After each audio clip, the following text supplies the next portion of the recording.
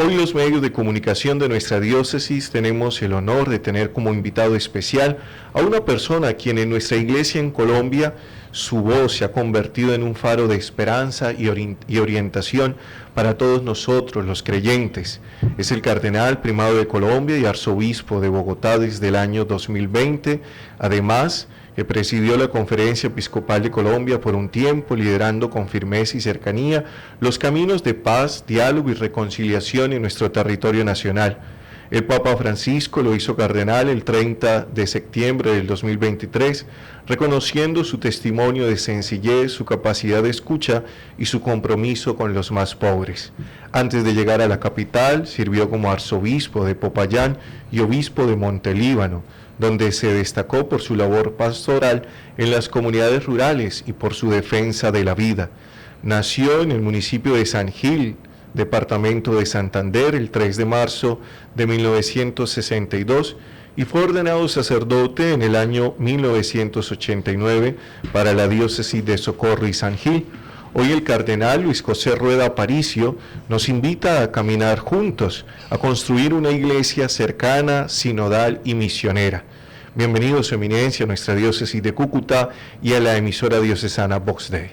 Muchas gracias, Padre Samuel, y a todos los oyentes de Vox Dei en distintos lugares de la geografía norte santanderiana y colombiana, un saludo muy cordial.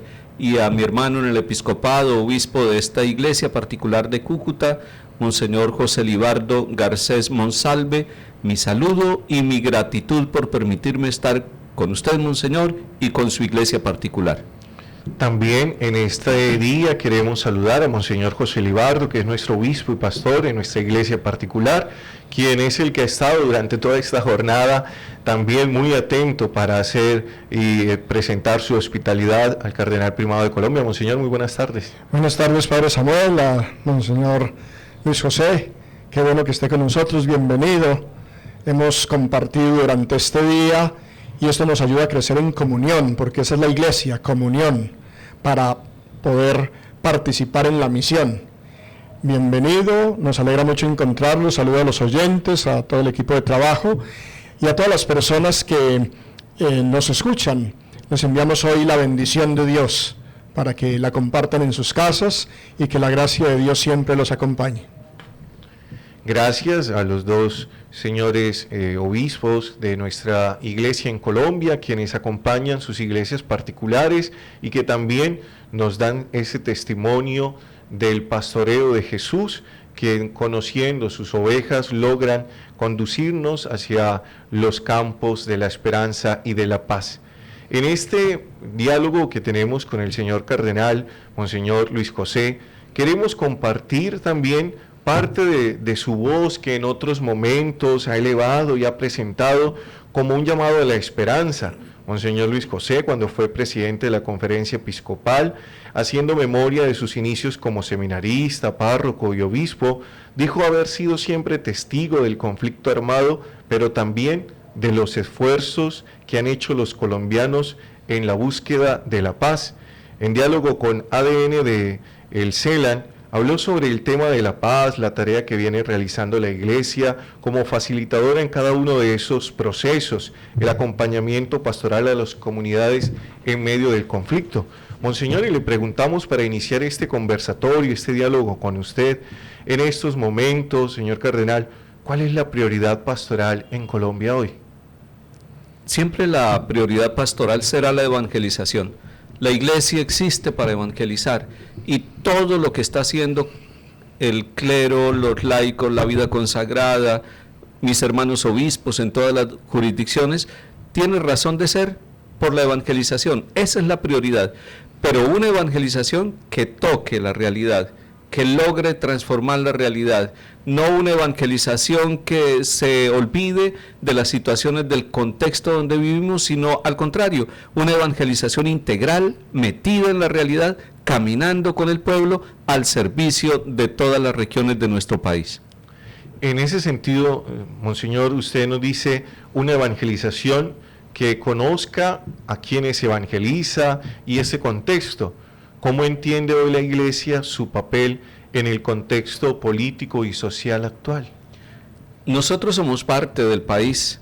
La iglesia, cuando hablamos de iglesia, tenemos que hablar de toda la comunidad de bautizados, hombres y mujeres, niños, jóvenes, adultos. Luego, hacemos parte de los ciudadanos y de los habitantes de nuestro país. Pero como magisterio de la iglesia, de los pastores de la iglesia, como aquí en Cúcuta, Monseñor José Libardo y las 78 jurisdicciones que tiene el país, nosotros estamos comprometidos en una dimensión que es el servicio, que es el acompañamiento a la búsqueda de soluciones a los diferentes conflictos que tienen nuestras regiones. Por lo tanto, nosotros no tenemos como pastores la última palabra, pero sí tenemos una palabra de cercanía, de compañía, de discernimiento y de fortaleza a la luz de la palabra de Dios, del Evangelio y del magisterio social de la Iglesia.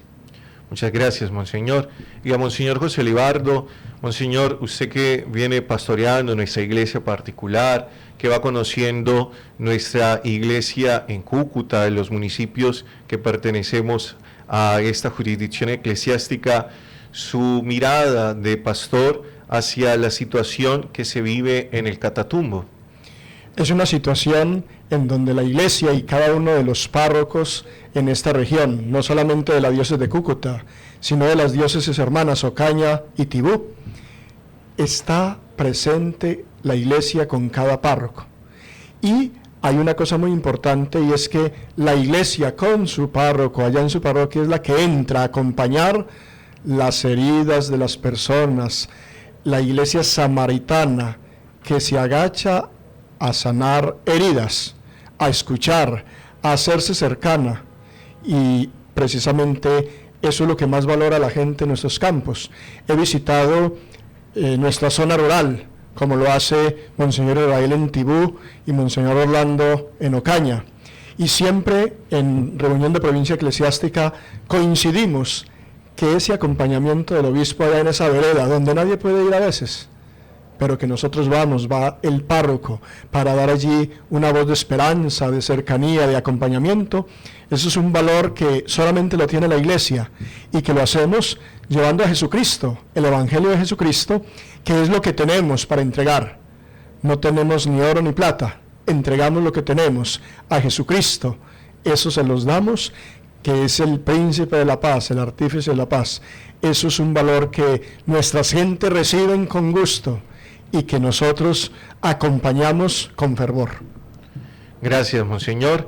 En ese sentido también nuestra iglesia particular, por el municipio de Sardinata, que es mi pueblo, tiene esa situación del Catatumbo, y nosotros como diócesis de Cúcuta también hemos aportado este año desde el Banco de Alimentos, todo ese servicio para auxiliar, para acompañar los diferentes procesos, para que de esa manera, en esa ayuda como provincia eclesiástica y a nuestra hermana diócesis de Tibú, poder asistir a cada una de las familias y personas que han vivido la situación de conflicto en este año aún con mayor radicalidad.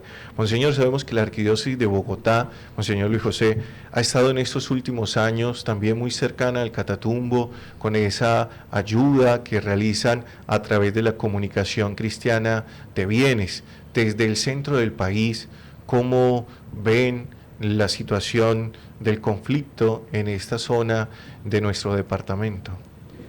Todas las regiones de Colombia periféricas, cuando uno mira el mapa, están distantes y están con poca presencia del Estado, y eso lo estamos viendo así. Creo que estamos ante un Estado que necesita evolucionar de una centralización en las ciudades capitales, en Bogotá y las grandes ciudades, y desplazarse, ponerse en camino, diría el Papa Francisco, un Estado en salida a las regiones, al Catatumbo, al Pacífico, a la Orinoquía, a la Amazonía, al Caribe, a todas las regiones de nuestro país, para encontrar las realidades y responderle. Algunos analistas han dicho, tenemos poco Estado, y no se necesita propiamente que haya una multiplicación burocrática. Lo que se necesita es que haya respuesta a las necesidades más sentidas de cada una de las regiones.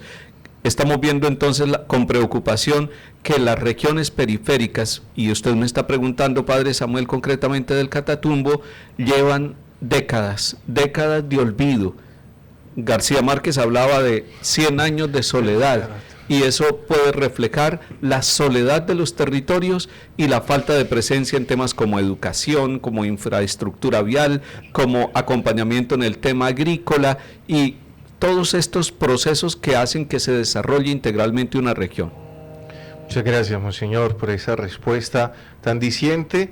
Y recordando en otra de las intervenciones que usted ha tenido a lo largo de estos años y también en los diferentes medios, usted ha insistido mucho en que los conflictos se resuelven con diálogo y confianza. Para todos los que nos escuchan, para los que nos ven a través de este podcast de la emisora Vox Dei, cómo articular esa convicción desde la fe y también cómo decirle a nuestros creyentes que no tengan miedo de vivir y de tomar decisiones, porque la fe no nos aísla de la vida pública. Jesús de Nazaret nunca empuñó un arma, jamás, no lo permitió, ni a sus discípulos tampoco. Él era un convencido de que el arma es la cercanía realmente. Luego, el bautizado hombre o mujer debe ser un hombre al estilo de Jesús de Nazaret, sin armas en las manos, con herramientas, con creatividad, sobre todo con fraternidad y cercanía. Y yo estoy convencido de que conflictos tenemos todos, a nivel personal, a nivel familiar, las sociedades, incluso los países más desarrollados tienen conflictos, que uno puede entrar en el conflicto como de tres maneras, diría el Papa Francisco. Uno puede entrar y hacerse el indiferente y pasar en los problemas y decir eso no es mío, eso es de los demás. La otra manera de intervenir en un conflicto es entrar a complejizar, a agravar el conflicto, pero también puede ser, y esta es la tercera forma y es la forma más cristiana, es entrar al conflicto a aportar.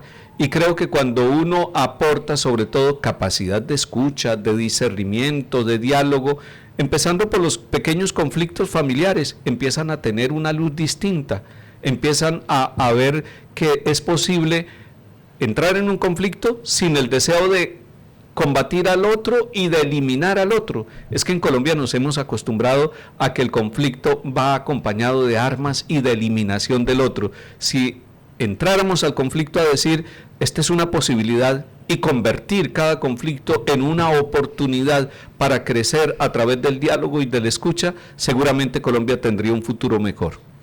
Gracias, Monseñor. Monseñor José Libardo, también una de estas partes bien importantes, además del diálogo, es también la capacidad de resiliencia para las personas, para las familias que afrontan estas situaciones de adversidad en medio del conflicto, pero también en medio de una situación concreta que se vive en nuestra ciudad y es la migración. Cómo encontrar esas herramientas concretas que llenen de esperanza el corazón de nuestros hermanos para que la resiliencia como esa virtud humana, pero también la esperanza que nos mueve en Jesucristo, puedan abrir estos caminos y llenar de esa buena voluntad a las familias y a las personas que sufren la migración. Bueno, lo decimos, la esperanza en Jesús que no defrauda. Jesús es nuestra esperanza. Hay una enfermedad de moda actualmente en muchos, incluso niños y jóvenes, la depresión. Y la gente se deprime por cosas muy pequeñas, también por conflictos grandes. ¿Pero qué es la depresión? Es la pérdida de la virtud de la esperanza. Cuando uno pierde la esperanza en Dios, se le cierra el camino. Entra en oscuridad y la vida entra en depresión. La vida entra como en un canal oscuro donde no hay salida. La única salida es en Cristo, que nos da una luz con su Espíritu Santo, el don de fortaleza. Uno pide el don de fortaleza para mantenerse como María al pie de la cruz, que estaba allí con dolor al ver morir a su hijo, pero no estaba derrumbada. Estaba de pie con esperanza. El don de fortaleza, que es un don del Espíritu Santo, nos da la virtud de la esperanza, que es precisamente engendrada por la fe. Y fe que engendra la esperanza para salir adelante, para mirar cada día con fervor interior y para pensar en la vida eterna, nos da un fruto maduro que es la caridad. Y entonces, una manera de sentirnos que estamos aportando, levantándonos o ayudando a levantar y dando esperanzas a través de la caridad. Esta diócesis ha tenido desde siempre vocación a la caridad. Y aquí todos los sacerdotes, los laicos, los fieles, los de las pequeñas comunidades, todos tenemos esa vocación a la caridad. Y precisamente es lo que nos conduce a levantarnos y a levantar gente que está caída por el camino. No lo podemos hacer todo, pero entregamos con gusto 5 panes y 2 peces. Es muy poco, pero Dios hace el resto y lo multiplica. Donde está Dios, ahí hay esperanza. Amables oyentes, continuamos este conversatorio con Monseñor Luis José Rueda Aparicio, y de esa manera queremos seguir compartiendo con ustedes esta conversación. Al señor cardenal y a todos los oyentes les invitamos a recordar estas palabras para colocar en contexto a los oyentes. Se trata de un balance que Monseñor hizo en el 2024, destacando los desafíos y aprendizajes que dejó para la Iglesia ese año y para el país, y también nos pidió a todos los colombianos asumir este 2025, un año preelectoral con un profundo sentido de responsabilidad. Vamos a escuchar estas palabras del señor cardenal. Ahora nos queda un camino, nos queda tomar todo lo que el sínodo nos ha ofrecido e implementarlo, empezando por las parroquias, pero también por las familias, por las jurisdicciones eclesiásticas, de tal manera que, como dice el Papa Francisco, el sínodo no se convierta en un documento de estudio para la cabeza, sino en algo para el corazón, las manos y los pies, que nos hace caminar juntos, que nos hace vernos como discípulos misioneros, corresponsables de todo lo que será el jubileo de la esperanza y muchas vocaciones de pueblo de Dios, de niños, de jóvenes, de adultos, todos trabajando, todos encontrándonos, todos haciendo intercambio de dones, todos sintiéndonos como iglesia, una iglesia donde nos escuchamos unos a otros, una iglesia donde nos pedimos perdón y nos perdonamos unos a otros porque nos reconocemos vasija de barro, una iglesia, pueblo de Dios en camino que siente que el Espíritu Santo le está guiando. En ese sentido del Espíritu Santo que guía la Iglesia, y usted, Monseñor, también partícipe de este sínodo que vivió la Iglesia sobre la sinodalidad, ¿cómo vivirla concretamente en la parroquia, los jóvenes, los agentes pastorales de nuestra Iglesia particular? Padre Samuel, yo creo que la diócesis de Cúcuta, con el plan diocesano de evangelización, con el PEIP, y con la presencia de tantos laicos, ya está caminando en sinodalidad.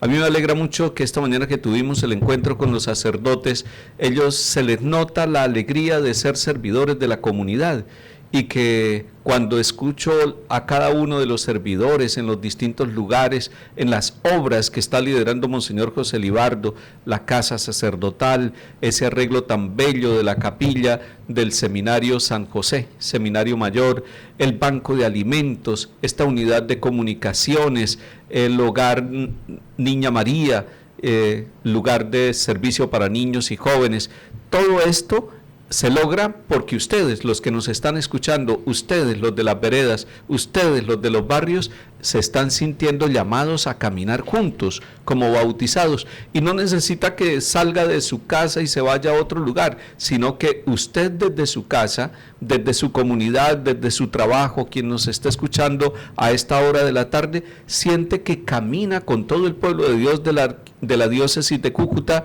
y que va siguiendo el acompañamiento que hace su pastor, Monseñor José Libardo.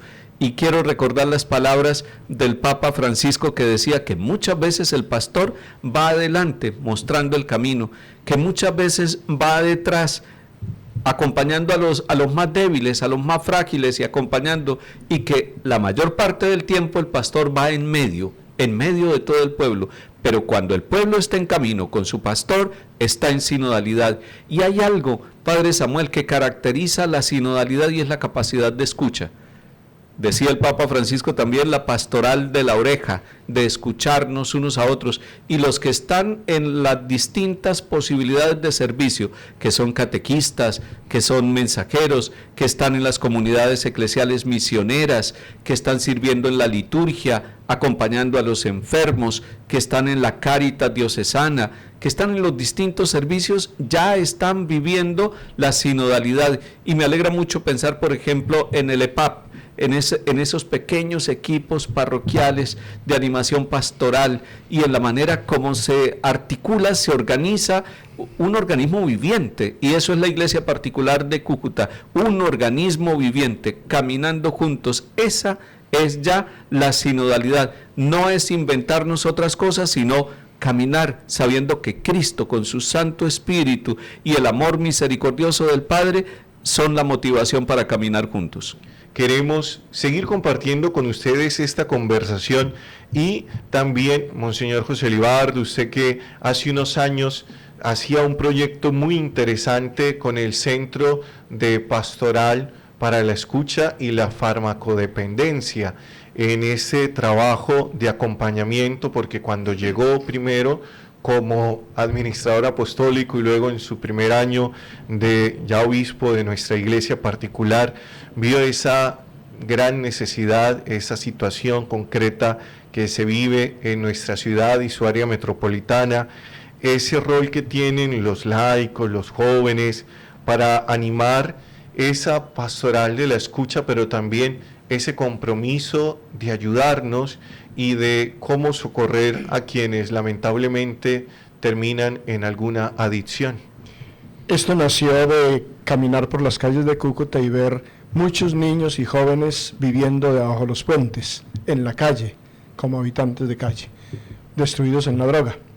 Y pensando un poco qué hacer para prevenir esto, porque quizás no tenemos los medios para ir allí a recoger a estas personas, porque tampoco fácilmente salen de allí, se necesitan unas instituciones más especializadas, pero nos encontramos en las parroquias con muchas mamás muy angustiadas, familias que van y le dicen al párroco, tengo la duda si mi hijo está empezando a consumir. Y entonces quisimos tener un centro de atención escucha para la farmacodependencia, en una estructura que era un centro juvenil, un edificio de la diócesis como de 3 pisos, que lo adaptamos allí con oficinas, y pues hay un padre, el padre Víctor Torrado, que lo dirige, y convocamos una cantidad de profesionales. Ahora hay 30 voluntarios profesionales que prestan su diezmo allí de tiempo, y se convirtió eso también en una pastoral, porque tenemos ahí el cuidar al cuidador. Ellos se reúnen y se ayudan también, porque también tienen sus dificultades para ir resolviendo. Pero se tiene allí esa escucha con jóvenes que están comenzando la droga, vienen allí, se les da se hace una intervención profesional. Tenemos convenio con el Rudecindo Soto si se necesita una atención psiquiátrica, pero tenemos varios psicólogos ahí, trabajadores sociales, y hay ejercicios que hemos hecho de personas que han estado consumiendo y se han levantado. Hay un testimonio de padres de familia, donde su mamá, su esposa, su hijo estaban pues angustiados. Entonces tenemos eso allí como una respuesta, también con la certeza, no lo podemos resolver todo. Lo que hacemos es entregar 5 panes y 2 peces, lo que tenemos, muy poco, para que Dios haga el resto. Y en esto pues ha habido una colaboración de toda la diócesis, porque a eso le dedicamos 3 campañas de comunicación cristiana de bienes, para adaptar el lugar, para reconstruirlo. Todavía estamos viviendo y sosteniendo con la campaña que fue en el 2024, de tal manera que ahí contribuyó todo el mundo con la monedita, un niño en un colegio, en una escuela, porque vamos allí. Y ahora se está haciendo un trabajo de intervención y de prevención en los colegios. Se presta ese servicio con el equipo de llegar a instituciones educativas, porque en las visitas pastorales que he visitado las instituciones educativas en 2 veces, un poco más de 1000 sedes educativas, el clamor de los maestros y de muchas personas es: aquí llega la droga a la puerta del colegio. Y entonces es un poquitico la prevención, eso es lo que podemos hacer. Por lo menos si no resolvemos el que está en la calle, aportamos para que no lleguen más a la calle. Y esa es como nuestra tarea desde la evangelización, desde la caridad, desde acompañar familias, desde acompañar también jóvenes y niños que están empezando. Intervenimos eso, hasta ahora tenemos hasta ahí porque no tenemos más. Nos ayudamos también con los padres claretianos que tienen centros. Ahí hay un padre claretiano que nos colabora, el padre Miguel, y que conoce y nos da orientación cómo intervienen ellos, porque ellos en varias partes del país sí tienen casas para intervenir estas personas. Entonces tenemos esto como una institución también diocesana de caridad. Vamos dando pasos y Dios nos ayude a seguir haciendo el resto. Muchas gracias, Monseñor. En este andamiaje de nuestra iglesia particular de Cúcuta, pero también, Monseñor Luis José, en esta vivencia a nivel nacional, el año 2026 es un año electoral y un año en el que nuevamente estamos llamados todos como creyentes a no desatendernos, ni mucho menos caer en la indiferencia frente a la situación política de nuestro país.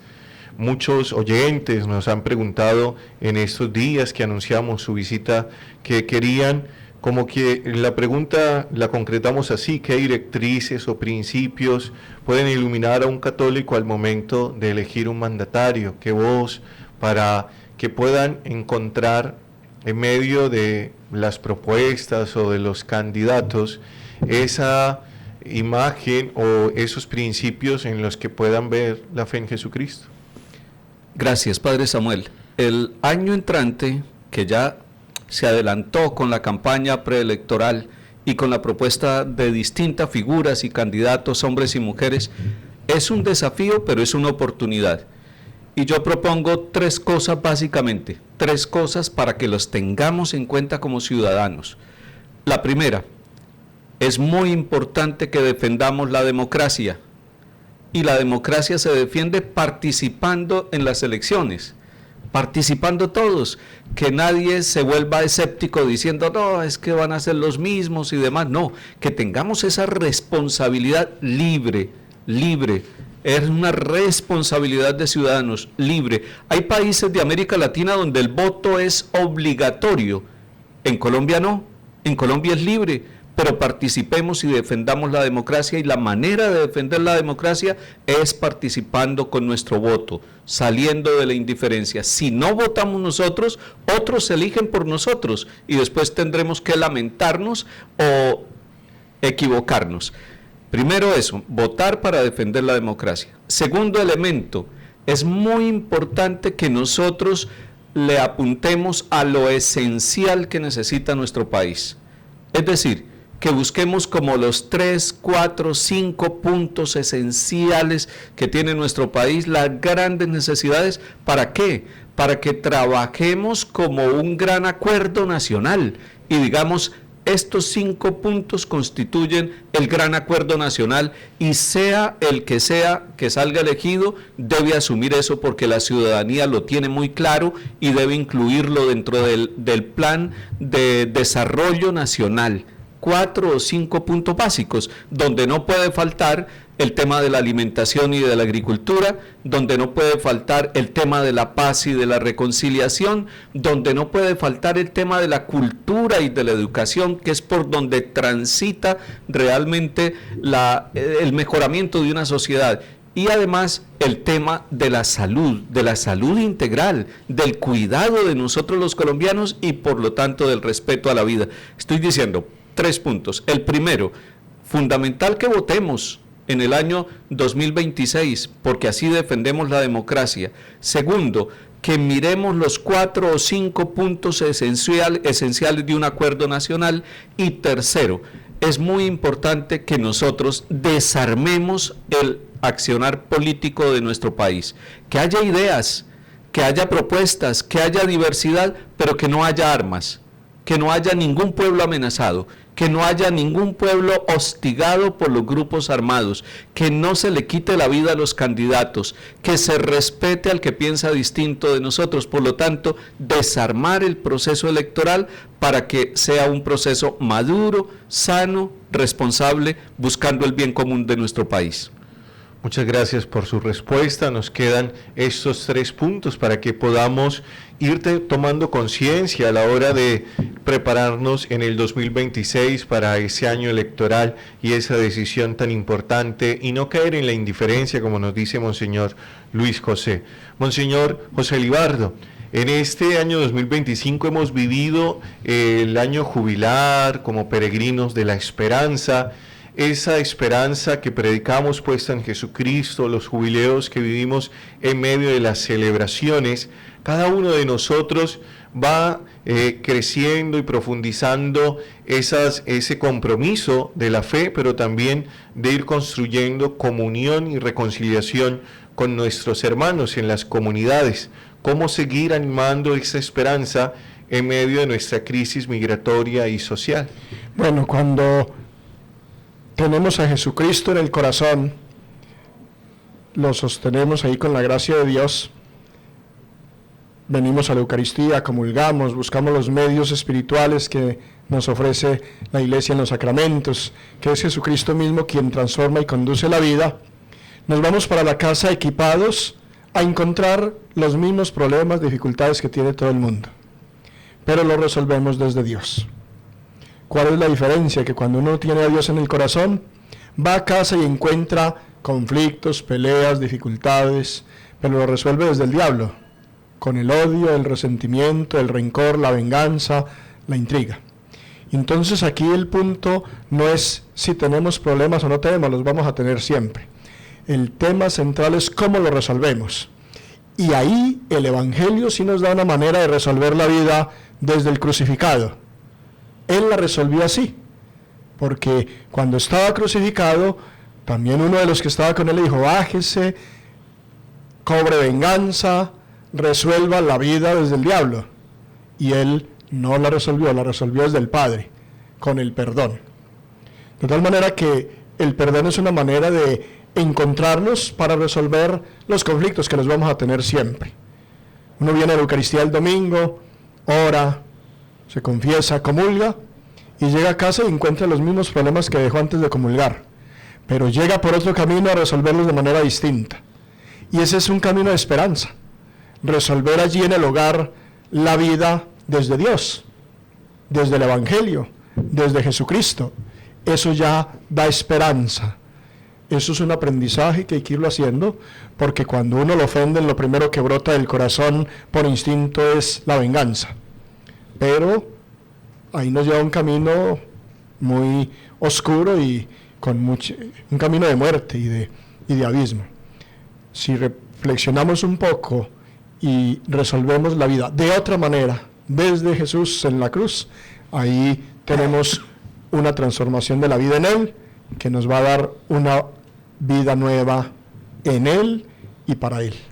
Monseñor, y continuando con nuestro conversatorio, vamos a escuchar la voz de los oyentes también. Hemos preparado 2 preguntas, vamos a escuchar esta primera, porque con ellos la semana anterior estuvimos haciendo ese sondeo de opinión, diciéndoles que íbamos a tener este conversatorio, que qué les gustaría preguntarle al señor cardenal, y hemos elegido estas 2 preguntas para que usted nos pueda dar esa voz de formación y también de evangelización. Excelentísimo Cardenal Luis José Rueda Aparicio, para nosotros es una alegría inmensa como Iglesia Católica, como Iglesia Diocesana, como miembros de la Iglesia, contar con su compañía, con su visita en esta humilde ciudad. Reciba un cordial saludo, un abrazo fraterno en Cristo Jesús, y quería preguntarle, excelentísimo Cardenal Luis José Rueda, como Iglesia Católica, ¿cuáles son las principales medidas que la Iglesia está implementando para proteger a los fieles de los falsos sacerdotes y de las posibles estafas ya que se han denunciado casos de personas que suponen ritos de sanación ilegítimos en Cúcuta, lo cual genera confusión en la fe. ¿Cómo puede la Iglesia diocesana formar y proteger a los fieles frente a estos riesgos? Gracias, Gustavo, querido oyente. Usted está poniendo un tema muy práctico y muy concreto y a la vez complejo. Es complejo. Es una situación que se está presentando en todos los lugares. Yo diría lo siguiente. Primero, ustedes conocen a su verdadero párroco. Y ahí se cumple lo que dice Jesús en el Evangelio. A un extraño no lo seguirán. Por lo tanto, ustedes que saben de su párroco, que vive dentro de ustedes, que fue enviado por el señor obispo, que está en comunión con el Papa León, que está en comunión con su obispo, Monseñor José Libardo Garcés Monsalve, ese es el sacerdote que no lo va a engañar, que no lo va a llevar por otro camino. Primer elemento. Segundo elemento, el tema de la sanación es muy complejo. Y es mejor no jugar con candela. Y yo invito a los oyentes a que no sean ingenuos.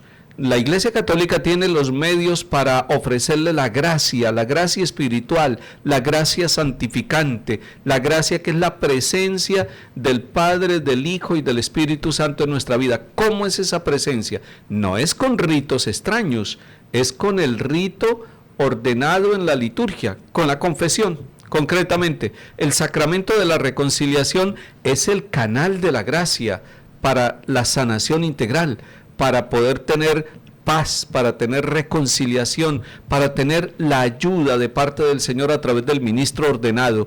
Y ahí no hay un rito extraño, no hay nada que tenga que ver con una mezcla, con brujería, con hechicería, con nigromancia o con otra cosa distinta. No, allí hay un rito limpio, allí hay un rito puro, allí hay el rito de la Iglesia que no tiene cosas extrañas y que sí produce la gracia santificante en su vida, el perdón, la sanación. ¿Cómo es hermoso sentirse uno perdonado?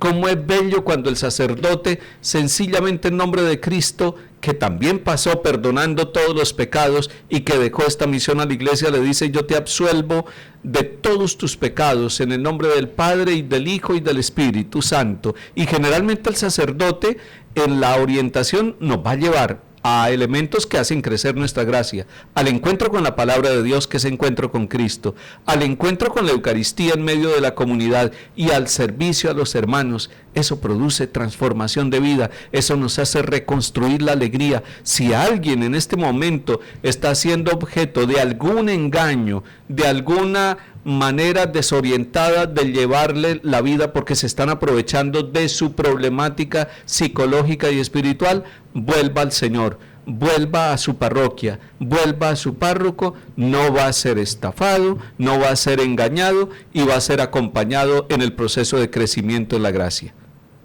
Muchas gracias, Monseñor.